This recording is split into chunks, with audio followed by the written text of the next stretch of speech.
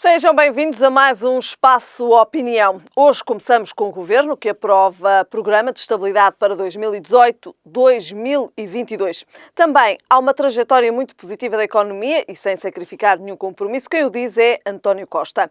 O PS quer aprovar despenalização da eutanásia até junho e afasta referendo na política local. Vamos falar da nova ponte que vai nascer entre Porto e Gaia. Na política internacional falamos de exportações. As exportações portuguesas para a China aumentam quase 18,3% até fevereiro.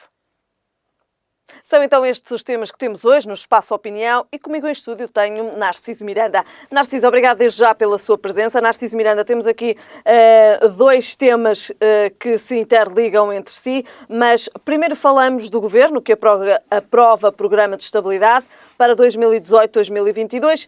O Programa de Estabilidade assume aqui uma continuidade da estratégia política e orçamental definida no Programa de Governo. Olha, antes de mais quero cumprimentar a Helena e quero cumprimentar quem está em casa, porque é para quem está em casa que nós estamos aqui e que fazemos este programa.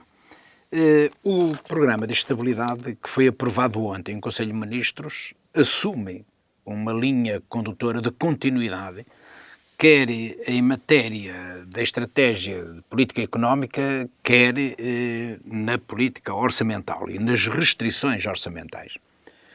E o Governo aprovou este programa, que vai ser submetido agora à Assembleia da República e vai ser debatido no próximo dia 24 de abril, debaixo de um coro de protestos e de alguma contestação e até, por que não dizê-lo, de alguns sinais de esticar a corda.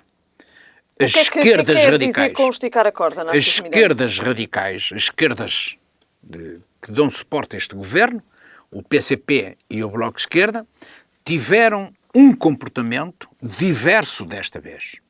O PCP atuou de uma forma muito mais discreta, mais ponderada, com muito mais cuidado, porque percebeu antecipadamente duas coisas.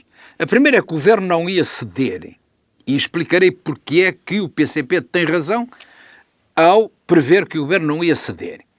Em segundo lugar, porque percebeu que o ambiente que está instalado no país não é favorável a quem vai ou a quem tenta ir mais longe do que aquilo que é o aceitável numa conjuntura. Mas eu disse duas razões, mas aponto a terceira, que o PC também percebeu e já percebeu há muito tempo.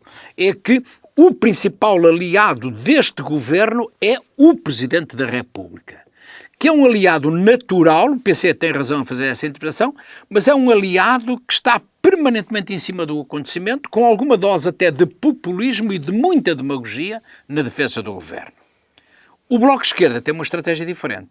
O Bloco de Esquerda, com alguns fundamentos, com algumas razões sustentadas na realidade que vivemos, percebeu que durante estes últimos 3 anos foi longe demais no apoio ao governo do PS. Acha que foi longe demais, Narciso Miranda?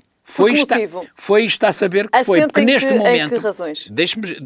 Vai já perceber, neste momento o Bloco de Esquerda está no beco sem saída. Neste momento o Bloco de Esquerda não tem saída.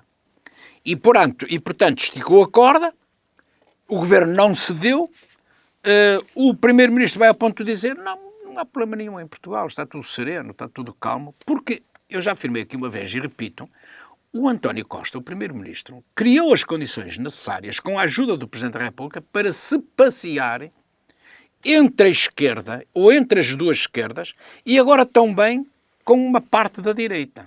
Lembra-se que na Assembleia da República, numa altura em que houve o debate do Estado da Nação, o Primeiro-Ministro saiu do seu local, foi cumprimentar as esquerdas, todo sorridente, extraordinariamente bem disposto, e depois foi cumprimentar uma parte da sua direita, ficou apenas no Parlamento de fora deste ambiente de pacificação total e de anestesia significativa, ficou apenas de fora a Assunção Cristas do CDS. E isto paga-se. Isto tem reflexos a seguir. É esta a fatura que o Bloco de Esquerda está a pagar, mesmo insistindo eu na afirmação que faço, que o Bloco de Esquerda tem razão nos argumentos que apresenta. Porquê? Porque se o programa de estabilidade é muito importante para a estabilidade governativa do país, É muito importante, numa perspectiva do curto e médio prazo e até do longo prazo, a estabilidade económica, a estabilidade orçamental, muito importante, o Presidente da República também tem razão a fazer esta afirmação, só que, como o Bloco de Esquerda tem dito, e o PCP mais discretamente, esta estabilidade é feita à custa de enormes sacrifícios. Reparem, nós lembramos, também falar mais à nós frente, lembramos há 4 anos de e há António 5 Costa. anos de contestarmos a austeridade custo custar. Cortar a direito. Não interessa quais são as repressões, é preciso fazer a austeridade. Neste momento, o problema que se põe é que para se conseguir estes números tem-se sacrificado de uma forma absolutamente escandalosa o investimento público. Imagino o que Não há investimento público. Imagino o que é eu dizerem que isto anda tudo ao contrário. É a esquerda que corta no investimento público e não a direita. O normal é que a direita é que reduz no investimento público. E a redução no investimento público, que foi sempre, aliás, denunciada pelas duas esquerdas, mas não com a firmeza que tinham a obrigação de o fazer, ao fim de 3 anos de período deste governo, está a dar os seus efeitos extraordinariamente negativos. Veja-se o que acontece na educação, veja-se o que acontece na segurança, veja-se o que acontece na saúde, com os escândalos que têm surgido, agora, designadamente na saúde, mas podemos falar nisto no ponto que vamos comentar a seguir. Portanto, o Bloco de Esquerda está, de facto, num beco sem saída. Sabe porquê? Por uma razão muito simples. Porque o António Costa, que é um homem muito hábil, já percebeu que nesta matéria não precisa sequer do voto do Bloco de Esquerda. Porque é muito difícil, do meu ponto de vista pessoal, que no dia 24 de abril o PSD inviabilize este programa de estabilidade. Eu não consigo perceber como é que o PSD consegue fazer isso. E basta o PSD, que também está nesta matéria, entre comas, perdoem-me a expressão, entalado, o Costa navega neste assunto com à vontade impressionante, que eu não sei, só falta saber se isto é bom do ponto de vista global, do ponto de vista estratégico, para o país. Reparem, o António Costa navega à vontade, porque tem o Presidente da República permanentemente ao seu lado a defender quase cegamente as propostas do Governo e as opções do Governo. Tem o Presidente da República ao seu lado a encontrar explicações para tudo aquilo que aparece junto à opinião pública com alguns aspectos negativos. Tem o Presidente da República permanentemente a defender o Governo habilmente contra, quanto mais não seja por omissão, o que são as afirmações das duas esquerdas, quer do PCP, quer do Bloco de Esquerda. E depois tem o PSD, que é um partido que tem que assumir alguma dose de responsabilidade, que agora abriu um maior diálogo do que com o atual líder. Não assume essa responsabilidade? Essa maior responsabilidade que Narciso Miranda considera que deveria ter? Eu acho que neste momento o PSD está muito mais disponível para assumir responsabilidades inerentes ao facto de ser um partido de poder do que acontecia na altura em que era liderado por Passos Coelho. Portanto, o António Costa está neste momento, nesta conjuntura e com este assunto completamente à vontade. Ele pode fazer o que quiser.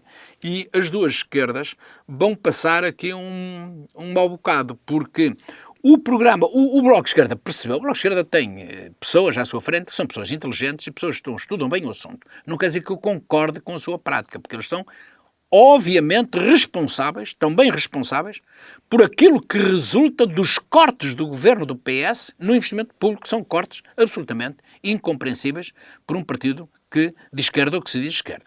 E, portanto, mas o Bloco de Esquerda tem pessoas que pensam, e pensam bem, sobre estas matérias. E, portanto, o Bloco de Esquerda, quando está a esticar a corda, não está a esticar a corda com a convicção que o governo vai cair. Não está. O Presidente da República já veio fazer esses alertas, mas esse risco não se vai correr. E a Catarina Martins sabe bem disso.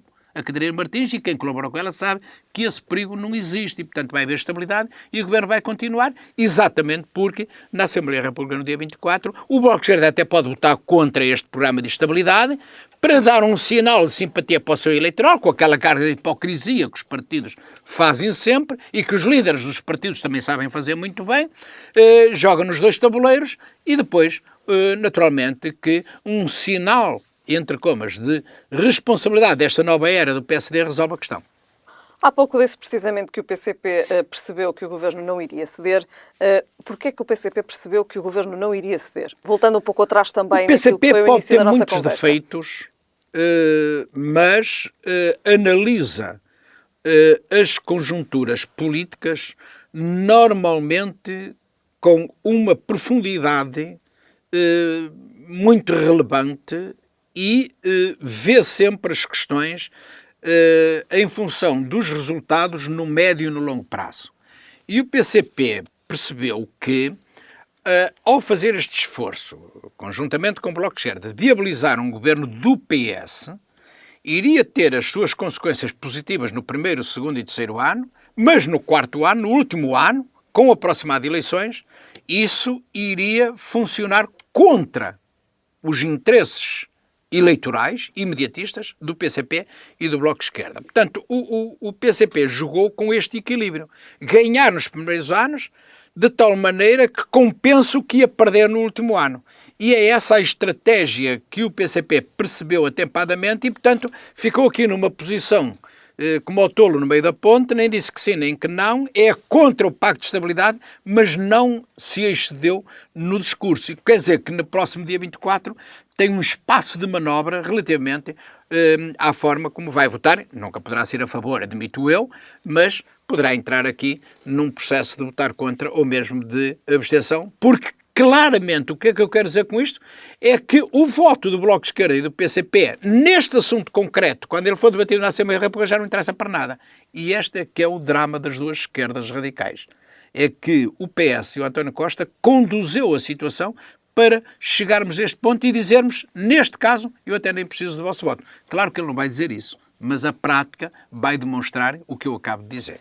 Narciso Miranda, agora sim podemos então analisar aqui as declarações de António Costa, que diz que há uma trajetória muito positiva da economia e sem sacrificar nenhum compromisso. Isso é verdade, o que ele diz, menos o sem sacrificar nenhum compromisso.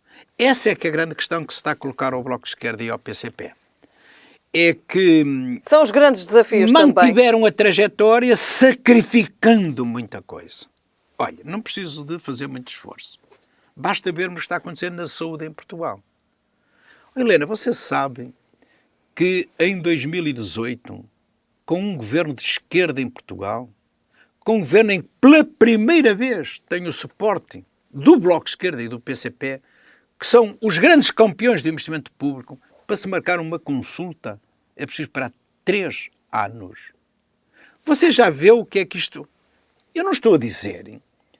Como o Presidente da República no outro dia disse relativamente aos problemas escandalosos que se estão a passar no Hospital São João, quando ele disse demagogicamente, eu conheço bem a situação já vem do passado. Essa situação é muito antiga. Claro que é verdade. O Presidente da República disse uma verdade. Só que o Presidente da República não disse uma coisa fundamental, que os cidadãos que estão em casa percebem. O problema não é esta situação do Hospital São João existir há 7, 8, 9 ou 10 anos, que isso é verdade. O problema é o que é que um governo de esquerda fez nos últimos 3 anos. Eu não estou a dizer que o governo de esquerda tinha que resolver o problema nestes 3 anos. O problema é que não deu um passo. Nem sequer criou a dotação orçamental em 2017, nem em 2016, nem em 2018, que existe, mas não está desbloqueada. E, portanto, 3 anos... uma assinatura. 3 anos de governo de esquerda, suportado pelas 3 esquerdas, PS, PCP e Bloco de Esquerda, nós atingimos um nível de vergonha, de escândalo absoluto, de uma situação que vem do passado, mas que é mantida exatamente como estava no dia que este governo tomou posse. Já passaram quase 3 anos. Isto é, nem sequer foram criadas as condições para desenvolver o processo administrativo de abrir o concurso público para um investimento significativo. E o governo com isto, com a aceitação tácita do Bloco de Esquerda e do PCP, ganhou 3 anos. Porque o investimento, isto é, gastar dinheiro, só começa a contar não é no dia em que se faz a assinatura. É no dia em que o processo fez a tramitação normal e a obra começou. Ora, se a obra não começou no primeiro ano do governo, ganhou 1 ano. Não começou no segundo ano do governo. E não vai começar no terceiro ano do governo. Se começar apenas no 4º ano do governo, o governo empurrou para a frente, empurrou com a barriga ou escondeu debaixo do tapete, com a omissão de todos os outros partidos, designadamente dos que o suportam na Assembleia da República, um problema que é um escândalo, como disse o Presidente do Conselho de Administração do Hospital São João. E é um escândalo que se manteve. Foi mantida a situação neste silêncio ensurdecedor durante os 4 anos do período de governo de Passos Coelho, mas também dos 3 anos do governo de esquerda. E sobre esta matéria eu estou à vontade, porque sou de esquerda, para dizer o seguinte. O governo de Passos Coelho já foi julgado. Foi julgado há 3 anos nas eleições. Já se fez o julgamento eleitoral. E, portanto, não vale a pena, e aqui discordo profundamente com o que o Presidente da República diz, o Presidente da República tem que ser mais rigoroso nestas avaliações, nesta apreciação. Porque ele não pode esquecer que o que está aqui em causa nem é o governo anterior, nem é o atual governo. São crianças que já são vítimas de uma doença grave e que estão a ser tratadas de uma forma desumana, de uma forma inaceitável, numa semana imprópria de um país evoluído, de um país moderno, de um país da Comunidade Europeia, como aqueles dados que foram transmitidos por crianças a fazer quimioterapia em corredores. Isto revolta qualquer cidadão. E eu gostaria de ver o Presidente da República revoltado também com esta situação. Acha e então, que era depois de estar necessário, de facto, revoltado, tomar aqui uma atitude? depois do Presidente da República demonstrar a sua revolta e a sua tristeza, que era a sua obrigação moral e intelectual, então podia dizer que é um problema que se arrasta há muitos anos. Mas devia dizê-lo também que quer o governo do engenheiro José Sócrates na sua parte final, quer os 4 anos de governo de Passos Coelho, quer os 3 anos de governo do PS, PCP e Bloco de Esquerda, nada fizeram para aliviar este sofrimento e esta situação verdadeiramente escandalosa. Aliás, há uma verba que precisa de ser desbloqueada para resolver essa questão, Narciso. Isso foi o que eu disse, Helena, mas o governo já ganhou 3 anos. Empurrou para a frente este assunto. O governo anterior também empurrou, e eles também empurraram os 2. 4 anos de governo de Passos Coelho, mais 3 anos de governo do PS, suportado pelo PC e Bloco de Esquerda. E ainda vamos buscar mais uns 2 ou 3 do último governo de Sócrates e temos uma situação verdadeiramente escandalosa. O que é que eu quero dizer com isto? E termino com esta nota. Qual é a diferença em matéria do investimento público e em matéria dos direitos mais sagrados dos cidadãos e, sobretudo, desse direito mais sagrado que é a saúde entre a direita e a esquerda? Neste caso, eu tenho coragem de afirmar, a diferença é 0. São todos iguais. E eu pensava que não. Eu nunca me passou pela cabeça que ia assistir a um governo de esquerda e suportado pelas 2 esquerdas mais de esquerda, digamos assim, para não dizer, repetir o termo radicais, nunca ia pensar que ia assistir a esta situação em que elas, em matéria de investimento público, são iguais ou, neste caso, vão ser piores do que aquilo que são as práticas dos governos de direita. É preciso investir nos setores públicos. É preciso investir na humanização dos nossos serviços e no respeito pelos direitos dos cidadãos. Porque os cidadãos não se pode investir só para ir buscar o dinheiro aos cidadãos, para ir buscar os impostos aos cidadãos. Os cidadãos têm direito ao Serviço Nacional de Saúde. E sabe o que é mais doloroso? É nós vermos o Serviço Nacional de Saúde a estar, eu não diria a morrer aos bocadinhos, mas estar anestesiado. E quando isto acontece com governos de esquerda, isto é muito preocupante para mim. Houve sacrifícios? Eu acho que os sacrifícios já existem há uma década. Mas sacrificar o investimento na saúde é mal demais para ser verdade. E, sobretudo, permitir que aconteçam estas situações, como aquela que esta semana todos nós discutimos, que é a forma desumana como as coisas estão a acontecer com crianças que precisam de tratamentos oncológicos no São João e também termos pessoas que esperam 3 anos para uma consulta. 3, eu não me enganei. Não estou a dizer 3 meses. 3 anos para ter uma consulta. Você repara, um cidadão precisa de uma consulta de urologia. 3 anos. Bem, eu vou falar no sentido figurado, morre antes. Se a doença tiver razões para ser, se for uma coisa muito grave, ao fim de 3 anos, ou se agravou a doença, ou então, se calhar, já não vai ser preciso a consulta. Em alguns casos, espero que não, e espero que em poucos, ou em nenhum até. Narciso Miranda, pegando também nas palavras da saúde e dando continuidade também àquilo que é o nosso próximo tema, o PS quer aprovar a despenalização da eutanásia até junho e afasta a hipótese de um referendo. Aqui continuamos ainda na matéria da saúde. Como é que podemos ver Sim, esta despenalização da eutanásia? É um passo importante esta discussão que se está a trabalhar. É um assunto muito suscetível, é um assunto muito difícil. Eu tenho muito respeito pelas opiniões diversas que estão a surgir no debate. Tenho muito respeito até pelas opções de alguns partidos de seguirem o caminho de liberdade de voto. Tenho muito respeito. Também tenho muito respeito pelas posições categóricas, convictas e muito determinadas do Bloco de Esquerda, sobretudo. Portanto, são posições, na minha ótica, eu não tenho problema nenhum em dizer isso, muito corretas, mas percebo a posição de todos os outros partidos, designadamente do PC, que tem lá pequenos sinais, também de pequenas divergências. Eu acho que é preciso resolver a questão e esta vontade que o PS transmite de votar isto até às férias, dando liberdade de voto e rejeitando liminarmente a hipótese de referendo, é um sinal positivo que enriquece o debate, ou melhor, enriquece a abertura de espaço para aprofundar o debate até ao dia da votação. Muito bem. Agora passamos para um tema local, temos ainda mais dois temas. Vai nascer uma nova ponte entre Porto e Gaia. É uma ponte necessária? Não há nada mais importante do que se ter razão antes do tempo. E eu hoje queria fazer aqui um elogio. Um elogio porque gosto muito das pessoas que no debate político e na gestão não andam pela espuma, mergulham mais fundo. Luís Filipe Menezes, antigo presidente da Câmara de Gaia, defendeu esta solução e outras soluções idênticas há pelo menos 7 anos. E convém, eu não tenho nada que me ligue, a não ser pessoalmente, a Filipe Menezes, convém salientar que foi duramente atacado à esquerda e à direita. Foi atacado praticamente por toda a gente. 7 anos depois, está demonstrado que Filipe Menezes demonstrou uma grande visão estratégica ao apresentar soluções, admito que na altura exageradas, com alguma dose até admito... Ambiciosas? Fantasiosas, uma pequena dose, não estou a dizer que foram soluções fantasiosas, mas 7 anos depois, quer o Presidente da Câmara do Porto, quer o Presidente da Câmara de Gaia, e vem defender exatamente a mesma posição de Filipe Menezes. Pode-se dizer, perderam-se então 7 anos, sejam 7 anos. Não, são objetivos muito estruturais, que custam muito dinheiro, são objetivos muito significativos, muito profundos, que estes 6, 7 anos deram para que os atuais autarcas ponderassem bem e chegassem à conclusão que afinal Filipe Menezes tinha razão. É preciso também para melhorar a mobilidade? É fundamental, eu acho que esta ligação é fundamental.